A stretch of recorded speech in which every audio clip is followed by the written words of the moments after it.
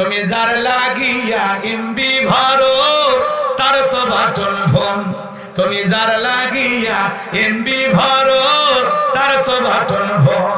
কেমন করে বুঝবে রে সে, কেমন করে বুঝবে রে সে ডিজিটাল তোর মন, তুমি যার লাগিয়া এমবি ভরো তার তো বাটন ফোন। মেসেজ দিলে সেন্ড করে না, দেয় না তো রিপ্লাই, ভিডিও কলে বলবা কথা ক্যামেরা তার নাই রে, ক্যামেরা তার নাই। ডিজিটাল এই যুগ জামানাই, ডিজিটাল এই যুগ জামানাই এনালগ তার মন, তুমি যার লাগিয়া এমবি ভরো তার তো বাটন ফোন। টেম্পিরিতি ভালোবাসা বিয়ের আগে নয়, মনের মধ্যে রাখো তুমি আল্লাহ তাআলার ভয় রে, পরকালের ভয়। টেম্পিরিতি ভালোবাসা বিয়ের আগে নয়, মনের মধ্যে রাখো তুমি পরকালের ভয় রে, আল্লাহ তাআলার ভয়। তবে তুমি মুক্তি পাবা, তবে তুমি মুক্তি পাবা দোজখের আগুন, তুমি যার লাগিয়া এমবি ভরো তার তো বাটন ফোন। এই যুবকে একটা গানের ভিতরে শিক্ষা আছে না নাই? তাহলে প্রেম প্রীতি ভালোবাসা বিয়ের আগে করা যাবে? যারা আল্লাহকে ভয় করে তারা বিবাহ বহির্ভূত কোন সম্পর্কে জড়াইতে পারে। পিতামাতা পছন্দ করে বিয়ে দেবে যেখানে বরকত আছে, পিতামাতার দোয়া নিয়ে বিয়ে করবা। খবরদার অবাধ্য হয়ে বিয়ে করবা না। যারা অবাধ্য হয়ে অবৈধ সম্পর্ক করে প্রেম ভালোবাসা করে বিয়ে করে এরা জীবনে সুখী হয় না। ওরা ভালোবাসা কয়েকদিন পর জানলা ভেঙে ফেলে যায়। তাহলে যুবক যারা বিয়ে করো না, পিতামাতার পছন্দের মুরব্বীদের দোয়াতে বিয়ে করবা। পিতামাতা যেখানে ভালোবেসে পছন্দ করে বিয়ে দেবে, এরকম সুসন্তান কারা আছো হাত তোলো। মা বাবার পছন্দ বিয়ে করবা, হাত তোলো। হাত তোলবা।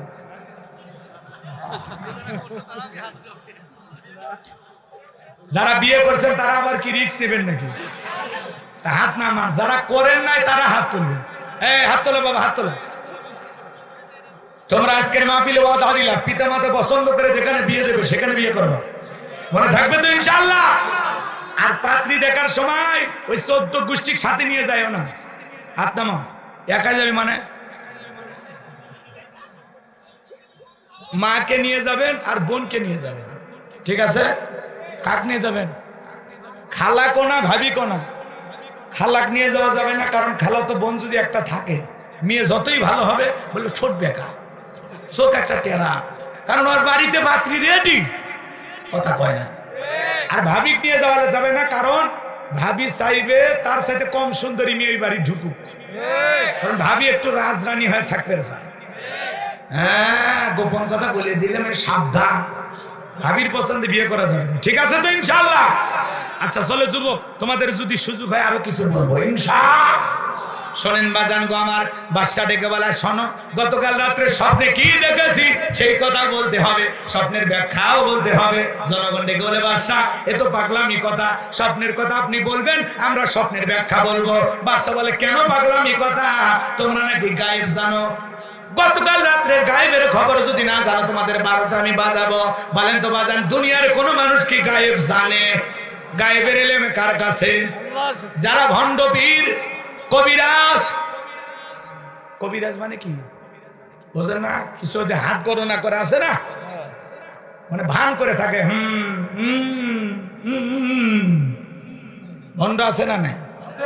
যারা বলবে আমি গায়েব জানি, ওরে ধরে নিয়ে যায় একটা অন্ধকার রুমের ভিতরে নিয়ে যায়, এমন পিটাইবেন আর বলবেন গায়েবী মার দিলাম, কারো কাছে বলবি না, বললে ধ্বংস হয়ে যাবে। কথা কোন ঠিক কিনা? দুনিয়ার কেউ গায়েব জানে না, গায়েব জানেন কে? কোন ভণ্ডবীর বললে, আজকে ভণ্ডবীর দিয়ে সাইজ করার সময় নেই, কথা কি বুঝতে পারছেন? খবরদার কোন ভণ্ডবীরের কাছে যাবেন না। আল্লাহ আমাদের হেদায়েত দান করো, জোরে বলেন আমিন। আজকে মাজারগুলো গাঁজা খাওয়ার নিরাপদ জায়গা, কলকিতে টান মেরে ধুয়ে ছাড়ে, রাস্তায় প্রশাসনের লোক দাঁড়িয়ে থেকে বলে ওরসে রান্না চলতেছে, নারী পুরুষ একত্রে হয়ে ডুগি তবলা নিয়ে জিকির করে, আসারা না কাইবালির ভিতরে জ্বললে বাতি ঝড় বাতাসেও নেবে না, ল্যাংটা বাবার মুড়ি ধরলে নামাজ রোজা লাগে না। যে পীর সাহেব বলবে নামাজ রোজা লাগে না, ওটা পীর না টাটকা শয়তান। ওরকম পীরের কপালে জুতের বাড়ি, সিজদার মতো একটা সিজদা জান্নাত পার হয় জাহান্নামে পড়বে। মহিলা মুরিদ দেখলে কয় মা বুকের ভিতরে, মহিলা মুরিদের সাথে কোলাকুলি করে, কি ভণ্ড আছে না নাই? আল্লাহ হেদায়েত দান করুক, জোরে বলেন আমিন। আজকে পরকীয়ার অভিশাপে দেখেন, পরকীয়ার জালে পড়ে স্বামীকে মেরে ফেলে দেয়।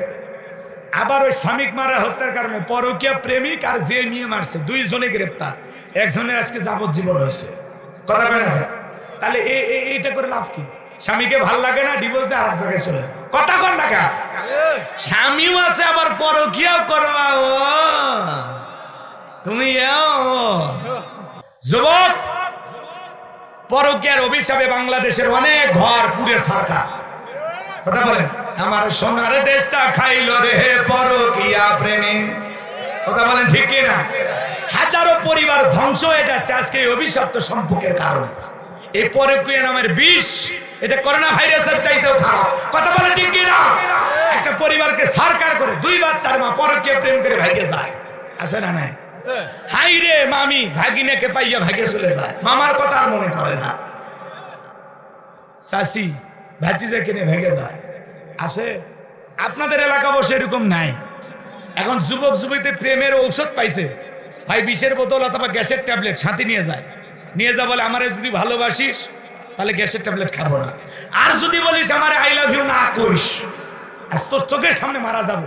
আর পৃথিবীবাসী জানবে প্রেমের জন্য আমি জীবন দিয়ে গেলাম। কত বড় হাইব্রিড শয়তান আর পাগলা, তার সেরা। এর একটা মেয়ের জন্য মরা লাগবে, মেয়ের অভাব আছে। কথা কন না কেন? এই বোকা ছেলেগুলো বোঝে না, প্রেম করে না পাইলে ছেঁকা খাইয়া বেকা হইয়া গাঞ্জার পট নিয়ে ঘোরে, বিড়ি টানে আর কয় পুতিরাজ জায়গায় থাকি সকিনার আশায়। এই রে বদমাইশ। আল্লাহ যুবকদের হেদায়েত দান করে, জোরে বলেন আমিন, আরো জোরে বলেন আমিন। এ যুবক, বিয়ের আগে কোনো অবৈধ প্রেম ভালোবাসা করা যাবে না। কথা বলেন ঠিক কি না? আল্লাহ যুবকদের হেদায়েত দান করুক, জোরে বলেন আমিন। আজকে সর্বনাশ হয়ে গেছে যুবকদের। স্বামী স্ত্রী একই খাটে আপনারা ঘুমান, আপনার বউ স্বপ্নে কি দেখে আপনি জানেন? কথা বলেন। স্বপ্নে যদি বউ আপনাকে বাদ দিয়া আর একটা ছেলের হাত ধরে টেপুনিয়া পার্কে ঘোরাঘুরি করে, ফুচকা খায়, বাদাম খায়, আপনি যদি টের পাইতেন আমার বউ আমাকে বাদ দিয়ে আর একটা ছেলের হাত ধরে ঘুরতেছে, কি করতেন? ডিভোর্স দিবি? বাপ রে বাপ, কাগজ রেডি করে রাখছে নাকি? এ স্বপ্নের কথা, রাগ করিয়া না, এমনি উদাহরণ দিতেছে বোঝানোর জন্য, কষ্ট হয়। তার মানে কি স্বপ্নে আপনার বউ কি দেখে আপনি জানেন? একই জায়গায় ঘুমান। আবার আপনি স্বপ্নে আপনার বউকে বাদ দিয়া আর একটা মেয়ে কিনে ঘোরাফেরা করতেছেন, পাবনা শহরে যা বলতেছেন মামা চটপটিতে ঝাল একটু বেশি হবে, ফুচকা একটু ঝাল বেশি হবে দেন। কথা বলেন। 2 বাটি ফুচকা নিয়ে 2 জন নফল নামাজ পড়ে নাকি? কেউ হাত দিয়ে খায় না, মেয়েটা ডেকে বলে তুমি আগে খাও, তাই লেডিস ফার্স্ট। কথা বোঝেন না? যুবকেরা কত এগিয়ে গেছে জানেন? সেদিন এক যুবক দেখি একটা ডাব মেয়ের হাতে কিনে দিছে, মেয়েটা এবার ডাবের ভিতরে পাইপ লাগায় খাইতেছে।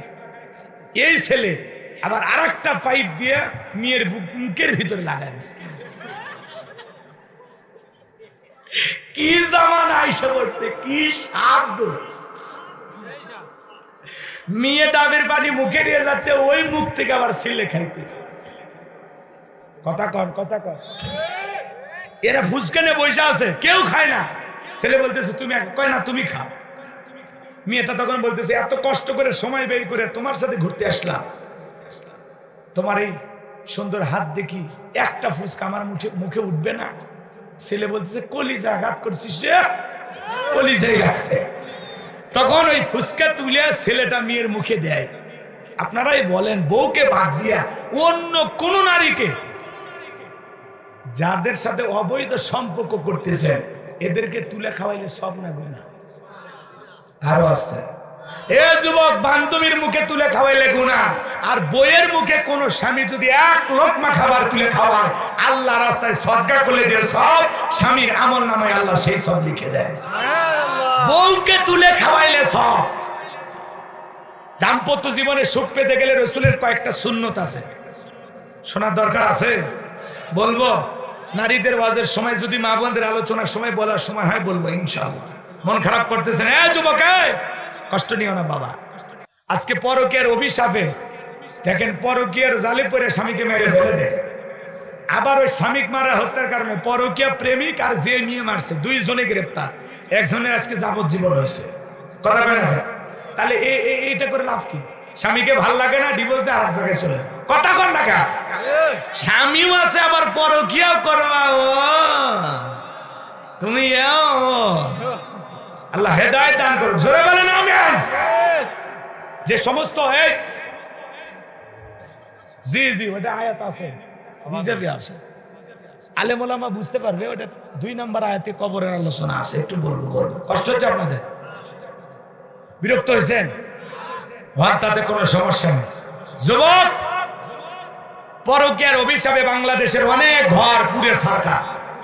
কথা বলেন, আমার সোনার দেশটা খাইল রে পরকীয়া প্রেমে। কথা বলেন ঠিক কি না? হাজারো পরিবার ধ্বংস হয়ে যাচ্ছে আজকে এই অভিশপ্ত সম্পর্কের কারণে। এই পরকীয়া নামের বিষ, এটা করোনা ভাইরাসের চাইতেও খারাপ। কথা বলেন ঠিক কি না? একটা পরিবারকে সারকার করে 2 বাচ্চার মা পরকীয়া প্রেম করে ভাইগে যায়, আছে না নাই? হাই রে মামি ভাগিনাকে পাইয়া ভাগে চলে যায়, মামার কথা আর মনে করে না। চাচি ভাতিজা কিনে ভেঙে যায়, আসে। আপনাদের এলাকা বসে এরকম নাই। এখন যুবক যুবতীতে প্রেমের ঔষধ পাইছে, ভাই বিষের বোতল অথবা গ্যাসের ট্যাবলেট সাথে নিয়ে যায়। নিয়ে যা বলে আমারে যদি ভালোবাসিস তাহলে গ্যাসের ট্যাবলেট খাবো না, আর যদি বলিস আমারে আই লাভ ইউ না করিস, আজ তোর চোখের সামনে মারা যাবো।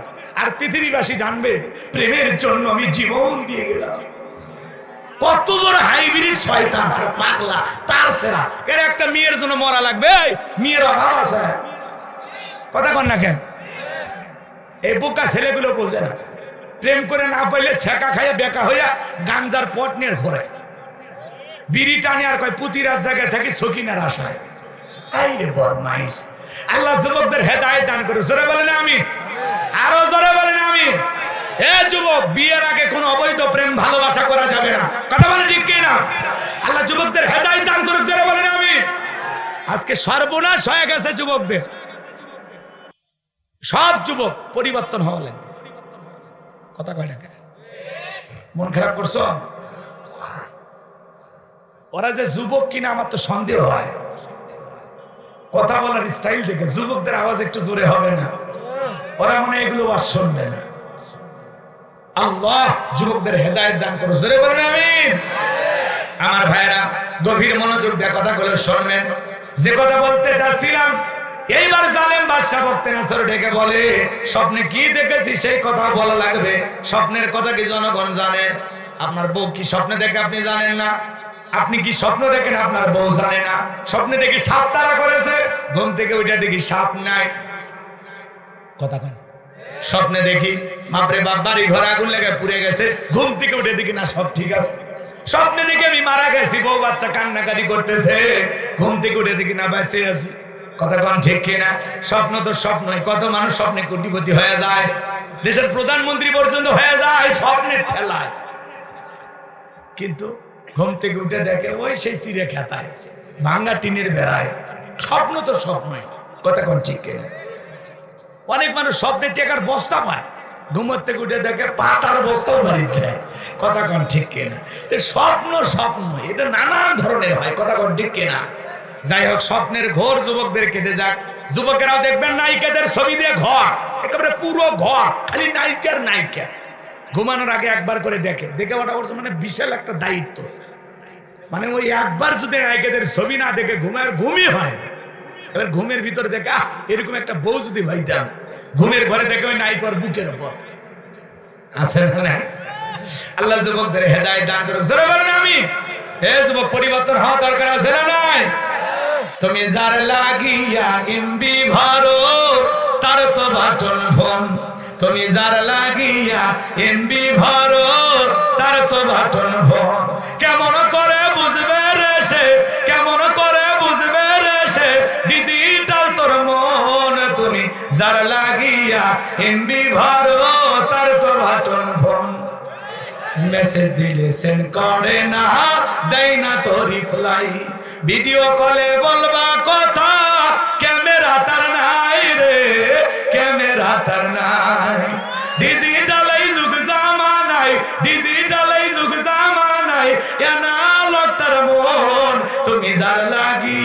এমবি ভরো তার তো বাটন ফোন। প্রেম প্রীতি ভালোবাসা বিয়ের আগে নয়, মনের মধ্যে রাখো তুমি আল্লাহ তাআলার ভয় রে, পরকালের ভয়। প্রেম প্রীতি ভালোবাসা বিয়ের আগে নয়, মনের মধ্যে রাখো তুমি পরকালের ভয় রে, আল্লাহ তাআলার ভয়। তবে তুমি মুক্তি পাবা, তবে তুমি মুক্তি পাবা, দোজখের আগুন তুমি যার লাগিয়া এমবি ভরো তার তো বাটন ফোন। এই যুবকে একটা গানের ভিতরে শিক্ষা আছে না নাই? তাহলে প্রেম প্রীতি ভালোবাসা বিয়ের আগে করা যাবে? যারা আল্লাহকে ভয় করে তারা বিবাহ বহির্ভূত কোন সম্পর্কে জড়াইতে পারে। পিতামাতা পছন্দ করে বিয়ে দেবে যেখানে বরকত আছে, পিতামাতার দোয়া নিয়ে বিয়ে করবা। খবরদার অবাধ্য হয়ে বিয়ে করবা না। যারা অবাধ্য হয়ে অবৈধ সম্পর্ক করে প্রেম ভালোবাসা করে বিয়ে করে এরা জীবনে সুখী হয় না। ওরা ভালোবাসা কয়েকদিন পর জানলা ভেঙে ফেলে যায়। তাহলে যুবক যারা বিয়ে করো না, পিতামাতার পছন্দের মুরব্বীদের দোয়াতে বিয়ে করবা। পিতামাতা যেখানে ভালোবেসে পছন্দ করে বিয়ে দেবে, এরকম সুসন্তান কারা আছো হাত তোলো। মা বাবার পছন্দে বিয়ে করবে, হাত তোলো। হাত তোলবা।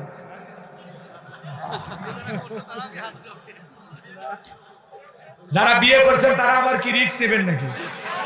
তা হাত না মান, যারা করেন নাই তারা হাত তুলবেন। এই হাত তোলো বাবা, হাত তোলো। তোমরা আজকের মাহফিলে ওয়াদা দিলাম, পিতামাতা পছন্দ করে যেখানে বিয়ে দেবে সেখানে বিয়ে করবে। মনে থাকবে তো ইনশাআল্লাহ? আর পাত্রী দেখার সময় ওই 14 গোষ্ঠীর সাথে নিয়ে যায়ও না। হাত নামাও। একা যাবে মানে মাকে নিয়ে যাবেন আর বোনকে নিয়ে যাবেন, ঠিক আছে? কাক নিয়ে যাবেন? খালা কোনা ভাবি কোনা। খালাক নিয়ে যাওয়া যাবে না, কারণ খালা তো বোন যদি একটা থাকে, মেয়ে যতই ভালো হবে বললো ছোট বেকা, চোখ একটা টেরা, কারণ ওর বাড়িতে পাত্রী রেডি, কথা কয় না। আর ভাবি নিয়ে যাওয়া যাবে না, কারণ ভাবি চাইবে তার সাথে কম সুন্দরী মেয়ে ওই বাড়ি ঢুকুক, কারণ ভাবি একটু রাজরানী হয়ে থাকবে। হ্যাঁ, গোপন কথা বলে দিলাম, সাবধান। ভাবির পছন্দে বিয়ে করা যাবে না, ঠিক আছে তো ইনশাআল্লাহ? আচ্ছা চলো যুবক, তোমাদের যদি সুযোগ হয় আরো কিছু বলবো ইনশাআল্লাহ। শোনেন বাজান গো আমার, বাদশা ডেকে বলা শোনো, গতকাল রাত্রে স্বপ্নে কি দেখেছি সেই কথা বলতে হবে, স্বপ্নের ব্যাখ্যাও বলতে হবে। জনগণ ডেকে বলে বাদশা এ তো পাগলামি কথা, স্বপ্নের কথা আপনি বলবেন, আমরা স্বপ্নের ব্যাখ্যা বলবো। বাদশা বলে কেন পাগলামি কথা? তোমরা নাকি গায়েব জানো, গতকাল রাত্রে গায়েবের খবর যদি না জানো তোমাদের 12টা আমি বাজাবো। বলেন তো বাজান, দুনিয়ার কোন মানুষ কি গায়েব জানে? গায়েবের এলেম কার কাছে? যারা ভণ্ড পীর, কবিরাজ। কবিরাজ মানে কি বোঝেন না? কিছু হাত গণনা করে আছে না, মানে ভান করে থাকে, ভণ্ড আছে না নাই? যারা বলবে আমি গায়েব জানি, ওরে ধরে নিয়ে যায় একটা অন্ধকার রুমের ভিতরে নিয়ে যায়, এমন পিটান পিটাইবেন আর বলবেন গায়েবী মার দিলাম, কারো কাছে বলবি না, বললে ধ্বংস হয়ে যাবে। কথা কোন ঠিক কিনা? দুনিয়ার কেউ গায়েব জানে না, গায়েব জানেন কে? কোন ভণ্ডবীর বললে, আজকে ভণ্ডবীর দিয়ে সাইজ করার সময় নেই, কথা কি বুঝতে পারছেন? খবরদার কোন ভণ্ডবীরের কাছে যাবেন না। আল্লাহ আমাদের হেদায়েত দান করুন, জোরে বলুন আমিন। আজকে মাজারগুলো গাঁজা খাওয়ার নিরাপদ জায়গা, কলকিতে টান মেরে ধুয়ে ছাড়ে, রাস্তায় প্রশাসনের লোক দাঁড়িয়ে থেকে বলে ওরসের রান্না চলতেছে, নারী পুরুষ একত্রে হয়ে ডুগি তবলা নিয়ে জিকির করে, আসারা না পানির ভিতরে জ্বললে বাতি ঝড় বাতাসেও নেবে না, ল্যাংটা বাবার মুড়ি ধরলে নামাজ রোজা লাগে না। যে পীর সাহেব বলবে নামাজ রোজা লাগে না, ওটা পীর না টাটকা শয়তান। ওরকম পীরের কপালে জুতের বাড়ি, সিজদার মতো একটা সিজদা জান্নাত পার হয় জাহান্নামে পড়বে। মহিলা মুড়ি দেখলে কয় মা বুকের ভিতরে, মহিলা মুড়িদের সাথে কোলাকুলি করে, কি ভন আছে না? আল্লাহ হেদায়েত দান করুক, জোরে বলেন আমিন। পুরো পৃথিবীর 4 জন মানুষকে আল্লাহ পাক পাওয়ার রাজত্ব দিয়েছিল। কয়জন? 4 জন। এর মধ্যে হলো 2 জন ঈমানদার, একজন হলো নবী, নাম হলো সুলাইমান আলাইহিস সালাম, যাকে আল্লাহ রাব্বুল আলামিন পুরো পৃথিবীর রাজত্ব পাওয়ার ক্ষমতা দিয়েছিলেন। নবী সুলাইমান আলাইহিস সালামকে আল্লাহ রাব্বুল আলামিন আলামিন কি সুন্দর একটা সিংহাসন দিয়েছিলেন। এই তক্তের সিংহাসনে সইরা পয়গম্বর যখন ভ্রমণ করতেন, যেই দিক দিয়ে সিংহাসনটা উড়ে যাইতো, তার নিচে স্বর্ণের খনি পাওয়া যাইতো, তেলের খনি পাওয়া যাইতো। ফসলের জমির উপর দিয়া এই সিংহাসনটা উড়ে গেলে ফসল বৃদ্ধি পাইত। কেমন বাদশা, যেই দিক দিয়ে যায় ওই দিক দিয়েই বরকত। নেতা কারে বলে? আর এখন যে নেতারা, সুলাইমান আলাইহিস সালামের সিংহাসন উড়ে গেলে ওই দিক দিয়ে রহমত, তেলের খনি, স্বর্ণের খনি, ফসলে বরকত। আর ওরা যদি যায় রহমত না গজব? কথা হয় না কে? জনগণের জনদুর্ভোগ। কথা কর ঠিক কিনা? নেতা যদি আসে রাস্তায় নামা যায় না, এই আছে না? নাই। বাংলাদেশের কথা বলতেছি না, ভারতের কথা বলতেছি। রাগ করতেছেন মনে হয়? ও পাবনার বাবাজিরা, গভীর মনোযোগ দিয়ে কথাগুলো শুনে যান।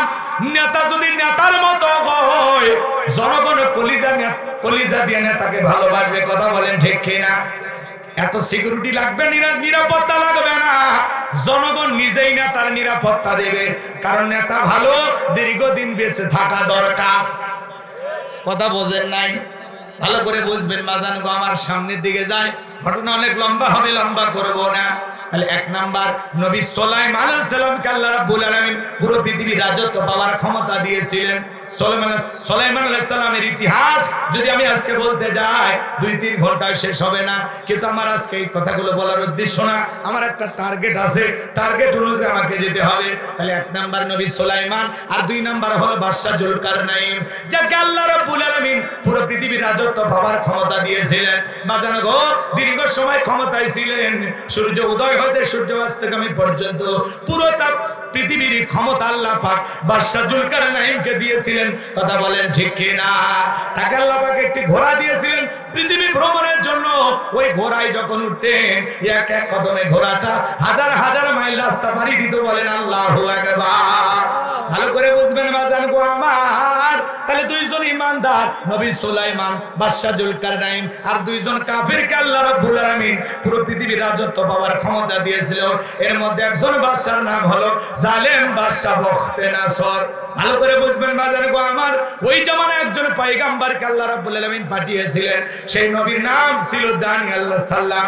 নবী দানিয়েল আলাইহিস সালাম তার কওমের মানুষকে ডেকে বলেন, ও আমার বনি ইসরাইলের উম্মতেরা, আল্লাহ রাব্বুল আলামিন তোমাদের দাসত্বের গোলামীর জীবন থেকে সুন্দর একটা জীবন দিয়েছেন। সেই কথা আল্লাহ রাব্বুল আলামিন পবিত্র কোরআনুল কারীমের ভেতরে বলেন, ইয়া বানি ইসরাঈল যাকুরু নি'মাতি আল্লাতী আন'আমতু আলাইকুম ওয়া আন্নী ফাদ্দালতুকুম আলাল আলামিন। নবী দানিয়েল ডেকে বলে, ও বনি ইসরাইল উম্মতেরা, তোমাদের বাপ দাদা কৃতদাস ছিল, গোলাম ছিল, মানুষের বাড়িতে চাকরের কাজ করত। বিদায় দাম্ভিকতা করো না, অহংকার করো না। সেই গোলামের জীবন থেকে আল্লাহ তাআলা তোমাদেরকে স্বাধীনতা দিয়েছে, মুক্ত জীবন দান করেছে। সেই জিন্দেগি থেকে তোমাদের জীবনকে আল্লাহ পরিবর্তন করে দিয়েছে। এখনো সময় আছে, এক আল্লাহর ইবাদত করো, দাম্ভিকতা করো না, অহংকার করো না, গাছের পূজা করো না, মাছের পূজা করো না, চন্দ্রের পূজা করো না, এক আল্লাহর ইবাদত করো। আমার আল্লাহ রাব্বুল আলামিনের গোলামিতে তোমরা জীবনটা কাটাও। উম্মতেরা ডেকে বলে, নবী পুরান দিনের গল্প শোনায় লাভ নাই। বাপ দাদা কৃতদাস ছিল, চাকর ছিল, আমরা তো আর চাকর না। আল্লাহ আমাদেরকে ধন সম্পদ অনেক কিছু দিয়েছে, বিদায় এক আল্লাহর ইবাদত করতে আমরা রাজি না। ওরা সম্পদের বড়াই করলো, অহংকার করলো, দাম্ভিকতা করার কারণে পয়গম্বর দিনে দাওয়াত দেয়, রাতে দাওয়াত দেয়, কোনো মতেই তারা দাওয়াত গ্রহণ করলো না। আল্লাহ নবী দানিয়েল আলাইহিস সালাম তখন ডেকে বলে, ও আমার কওমের মানুষেরা, ও আমার জাতির মানুষেরা, শুনে নাও, জেনে নাও, কোন কওমের মানুষ যদি দাম্ভিকতা করে, অহংকার করে, আল্লাহ তাআলা তাদের ঘরে 2 ধরনের আযাব আর গজব পাঠায়। এক নাম্বার হলো আসমান জমিনের আযাব গজব পাঠায়া আল্লাহ তাদেরকে ধ্বংস করে দেয়, না হয় তাদের ভাগ্যে জালেম শাসক পাঠায়া দেয়। কষ্ট হচ্ছে? হাত তুলে বলেন একটা। আবার মাঝে মাঝে 2-1 ওটা বসা করতেছেন, এটা ঠিক না, ওয়াদা ঠিক রাখা লাগবে। কষ্ট হচ্ছে আপনাদের? দোয়া করে দেব, না হলে বলেন। শেষে আর একটা আয়াত আছে, একটু শুনবেন না? একটু মনোযোগ দিয়ে শোনেন বাজান গো আমার। ওই জালেম বাদশা বখতে নাসর অল্প সময়ের মধ্যে ক্ষমতার চেয়ারে বসে গেল।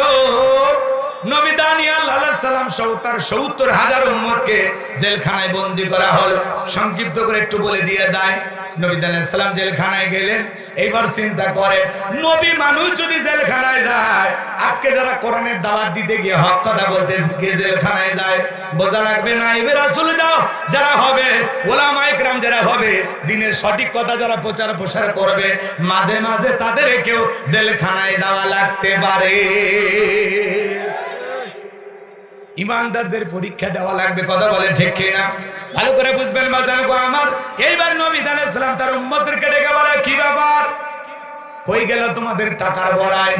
কই গেল তোমাদের ভালো থাকার অহংকার? এই দিনের ভয় তোমাদেরকে দেখাইতেছিলাম, ভয় আল্লাহ আসমান জমিনের গজব পাঠায় ধ্বংস করবে, আর না হয় জালেম শাসক ভাগ্যে পাঠায় দেবে। আমার কথা কি সত্য হলো? উম্মতেরা ডেকে বলে, নবী আপনার কথা যে দিবালোকের মতো সত্য হবে এটা আমরা বুঝতে পারি নাই। আমরা যা করেছি ভুল করেছি, আপনার কাছে অনুরোধ করি ও পয়গম্বর, আজ থেকে আপনি যা বলবেন আমরা তাই শুনব। কথা দিলাম গো, আজ থেকে আমরা এক আল্লাহর ইবাদত করব, আর কোনো ভুল করব না। আজ থেকে আপনি যা বলবেন আমরা তাই শুনব। নবী দানিয়েল ডেকে বলে, শোনো, তোমরা যদি তওবা করে ফিরে আসতে চাও, আমার আল্লাহর কাছে তওবা করতে হবে। আমার আল্লাহ একমাত্র জালেমের জেলখানা থেকে মুক্ত করে দিতে পারে।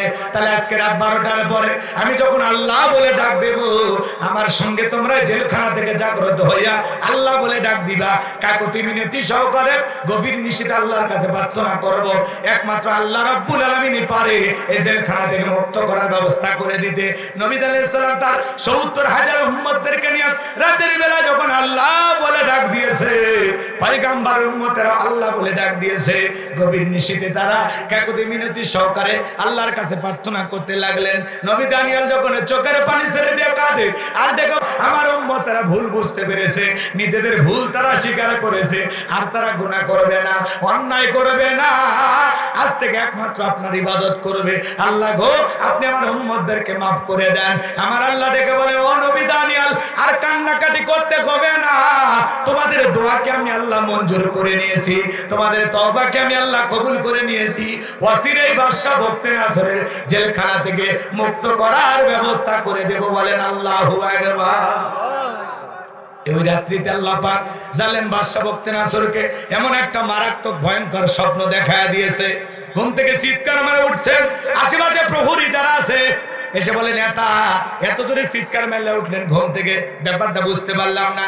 বাদশা বখতে নাসর ডেকে বলে, চেহারার মধ্যে তাকায় দেখো আতঙ্কের ছাপ, আমি বড় ভয়ে আছি, এমন একটা মারাত্মক স্বপ্ন দেখেছি, এই স্বপ্নের কথা না জানা পর্যন্ত আমি আর ঘুমাইতে পারবো না। এদেশের যত স্বপ্নের তাবির কারক আছে, স্বপ্নের ব্যাখ্যা বলতে পারে, সবাইকে আমার দরবারে নিয়ে আসো।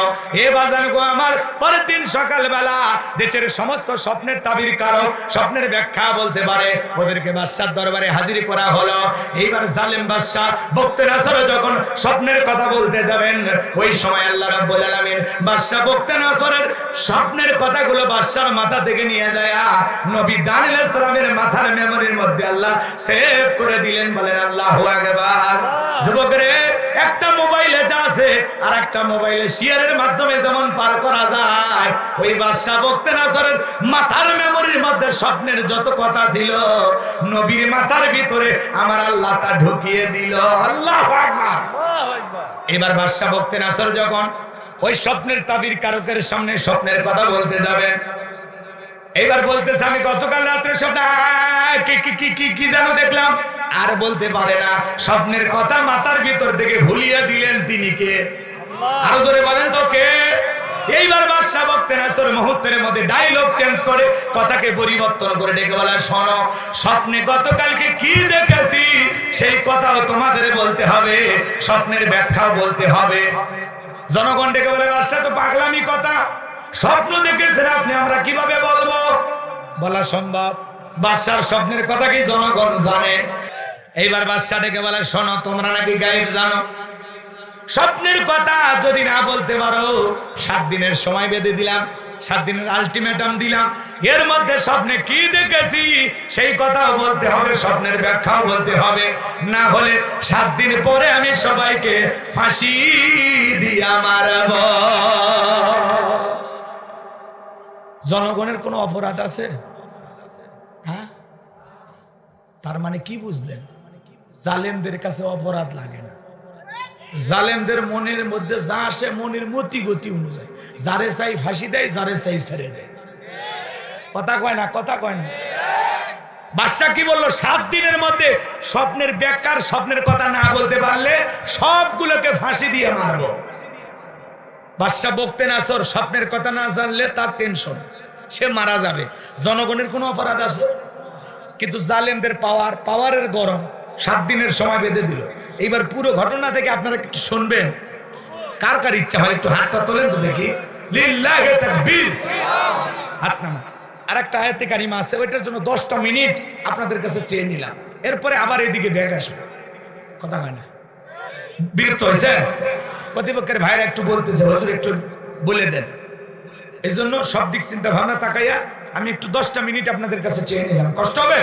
একটু দিলটা নরম করে শুনুন। সবাই মনে করেন আমরা মারা গেছি, কবরে যেতে হবে, এই কথা ভেবে একটু কথাগুলো শুনবে, দিলটা নরম করে, সবার অন্তরটা একটু নরম করেন, আর কানটা খরগোশের মতো খাড়া করে খালি কথাগুলো শুনবেন হৃদয় দিয়া।